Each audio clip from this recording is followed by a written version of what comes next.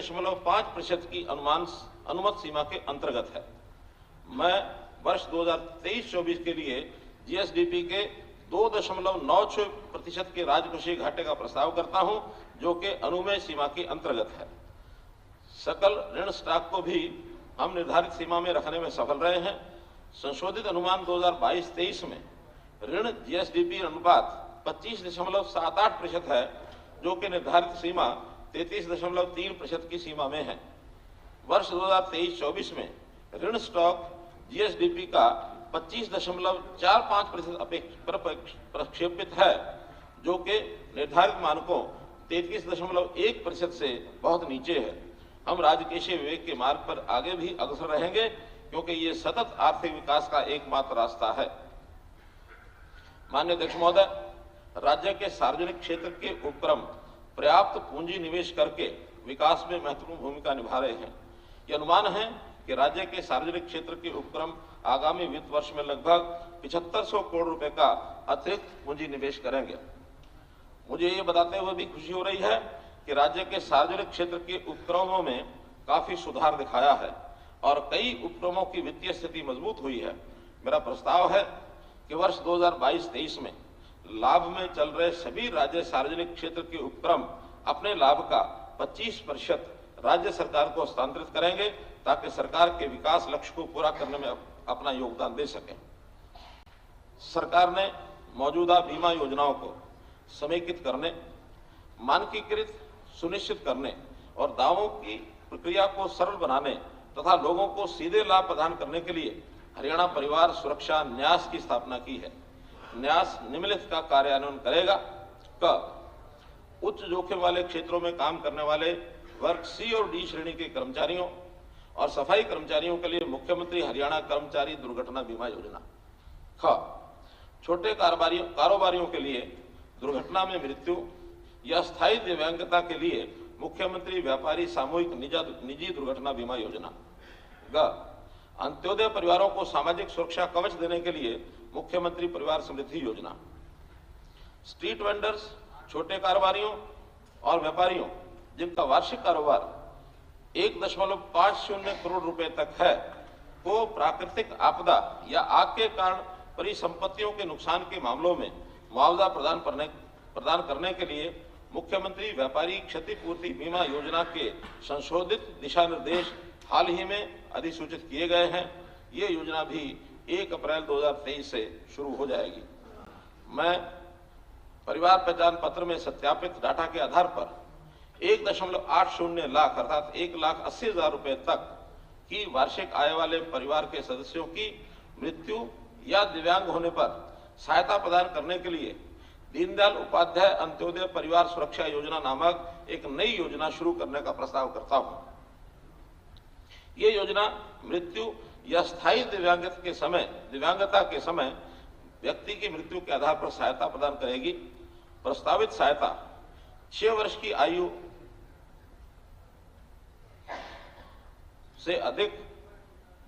आयु से 1 लाख रुपए और 6 वर्ष से अधिक और 18 वर्ष तक 2 लाख रुपए, 18 वर्ष से अधिक और 25 वर्ष तक 3 लाख रुपए, 25 वर्ष से अधिक और 40 वर्ष तक 5 लाख रुपए, 40 वर्ष से 60 वर्ष तक की आयु के लिए 2 लाख रुपए होगी। इस लाभ में 18 से 40 वर्ष की आयु वर्ग में प्रधानमंत्री जीवन ज्योति बीमा योजना के तहत मिलने वाली 2 लाख रुपए की राशि भी शामिल है।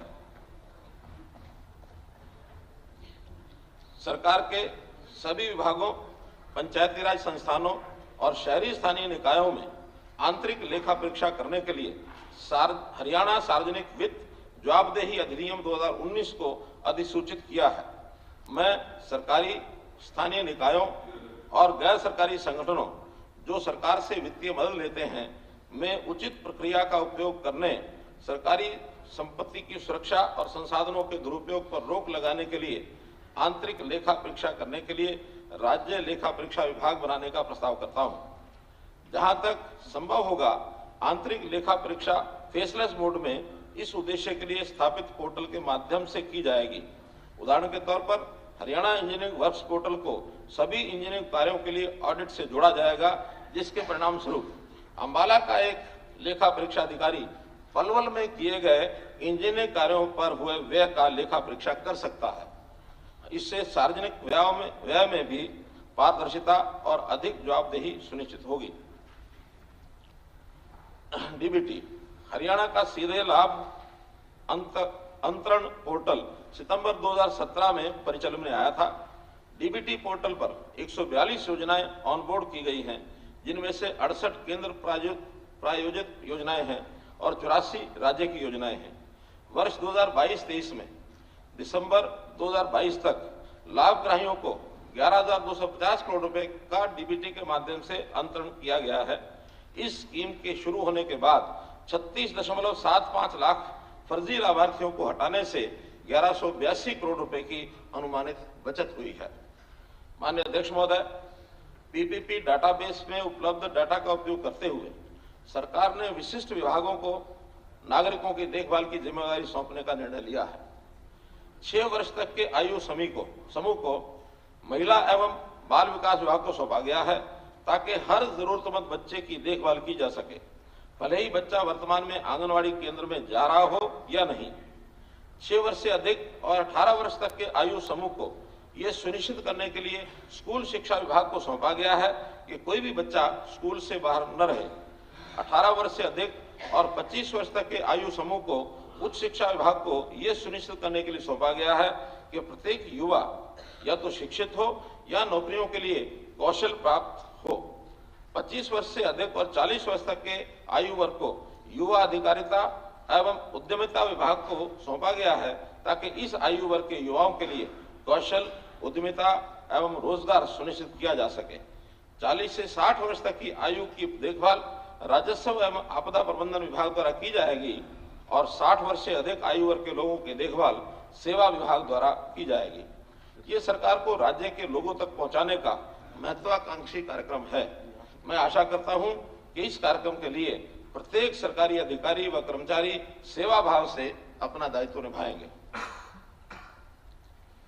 माननीय अध्यक्ष महोदय, कृषि एवं संबद्ध गतिविधियों का राज्य की अर्थव्यवस्था में 18.5% का योगदान है। भारत के आर्थिक विकास में हरियाणा के किसानों का योगदान सभी जानते हैं। हरियाणा एकमात्र ऐसा राज्य है जो किसानों को 14 फसलों के लिए न्यूनतम समर्थन मूल्य पर आश्वासन देता है। मुझे ये कहते हुए खुशी हो रही है कि मेरी फसल मेरा ब्यौरा पर 9 लाख से अधिक किसान नियमित रूप से पंजीकृत कराते हैं।